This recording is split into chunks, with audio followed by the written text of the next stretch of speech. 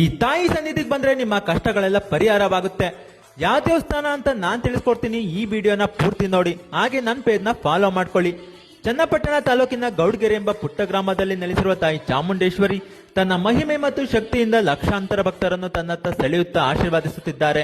ವಿಶ್ವದಲ್ಲೇ ಪ್ರಥಮ ಬಾರಿಗೆ ಪಂಚಲೋಹಗಳಿಂದ ನಿರ್ಮಿಸಿ ಪ್ರತಿಷ್ಠಾಪನೆ ಮಾಡಿರುವ ಗೌಡಗೆರೆ ಚಾಮುಂಡೇಶ್ವರಿ ಪ್ರತಿಮೆಯನ್ನ ನೋಡಲು ಕರ್ನಾಟಕ ರಾಜ್ಯ ಅಲ್ಲದೆ ದೇಶ ವಿದೇಶಗಳಿಂದಲೂ ಜನ ಬರ್ತಿದ್ದಾರೆ.